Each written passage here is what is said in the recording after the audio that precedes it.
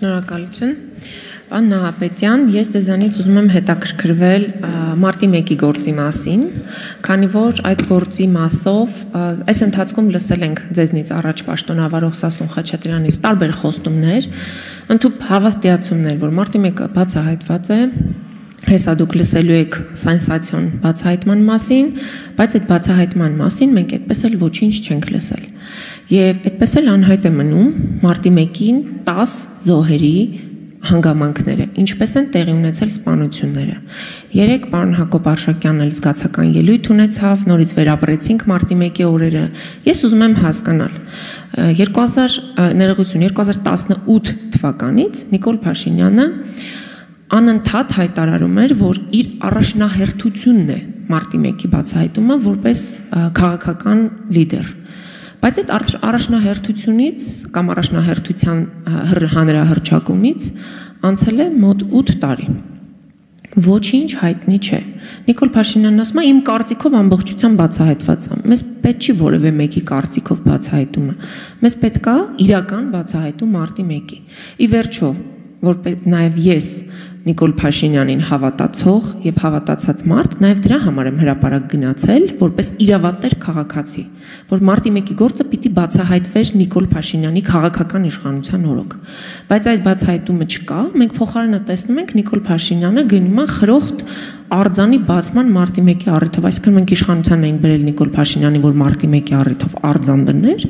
հուշարձան կառուցեր, մենք կոնկրետ ակնկալիքներ ունենք։ Ես հասկանում եմ, որ գուցե շատ մանրամասների դուք չեք տիրապետում այս թեմային, բայց այնուամենայնիվ, որպես սկզբունքային հարց, ես ուզում եմ ազգային ժողովի ամբիոնից հստակ պատասխանեք մարտի 1-ի բացահայտումից ինչ կա, որովհետև երկու լեզուններն են ինձ համար կարևոր եղել Նիկոլ Փաշինյանի իշխանության հաղթանակը գովերքելու համար։ Մարտի 1-ի բացահայտում եւ կոռուպցիոն բացահայտումներ։ Կոռուպցիայի մասն էլ արձագանքի ժամանակ։ Շնորհակալություն։ Շնորհակալություն, Տիկին Տոմասյան։ Մարտի 1-ի գործի մասով ասեմ, որ իմ ուշադրության կենտրոնում է այդ գործը եւ այս պահին քննչական կոմիտեի հետ հակակոռուպցիոն կոմիտեի եւ քննչական կոմիտեի քննիչների համատեղ քննչական խումբ է ստեղծվել եւ այս պահին ակտիվ ապացուցողական եւ վարորդային գործողություններ են կատարվում այդ գործով։ Ես կարող եմ երաշխավորել, որ կիրականացվի համակողմանի եւ անաչառ քննություն, սակայն խոստում եւ հավաստիացում որևէ վարույթով ես չեմ պատրաստվում այս ամբիոնից տալ, այդ մասին եթե ունենանք համապատասխան արդյունքներ, հանրությունը եւ դուք կտեղեկացվեք միանշանակ։ Շնորհակալություն։ Խնդրեմ արձագանք։ Շնորհակալություն։ Պարոն Նահապետյան, ես ուշադիր կհետևեմ, բայց հաջորդ հարցադրման մասով կուզենամ ձեզ մոտ նշում անեք եւ որևէ կերպ արձագանքեք նաև ձեր եզրափակիչ ելույթի ժամանակ։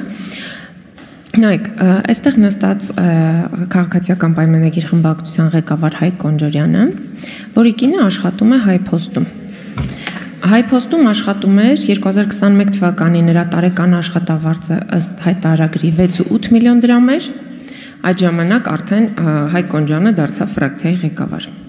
22 թվականին նրա աշխատավարձը դարձավ 9.5 միլիոն դրամ, 23 թվականին դարձավ 10.5 միլիոն դրամ, անցած տարի էլ Հայկ Կոնջյանի կինը դարձավ Հայփոստի տնօրեն։ Այս թռիչքաձև աճը արդյոք որևէ աղերս ունի կոռուպցիոն որևէ գործարքի հետ, եւ եթե օրինակ Հայկ Կոնջորյանը չլիներ իշխող խմբակցության ղեկավար, արդյոք նրա կինը այս թռիչքը կունենար, այս կարիերան կկարողանար հաղթահարել։ Շնորհակալություն։ Շնորհակալություն, Տիկին Թոմասյան, ես չեմ կարող ձեր քաղաքական բնույթի հարցադրմանը պատասխանել, համենայնդեպս ձեր նկարագրած դեպքի մասով չեմ կարող ասել նաև նկատել որևէ կոռուպցիոն բնույթի տվյալ ձեր նկարագրածում։ Եթե ունեք այլ տվյալներ հանցանքի վերաբերյալ, ես խնդրում եմ պատշաճ հաղորդում ներկայացնել հակակոռուպցիոն կոմիտեում։ Շնորհակալություն։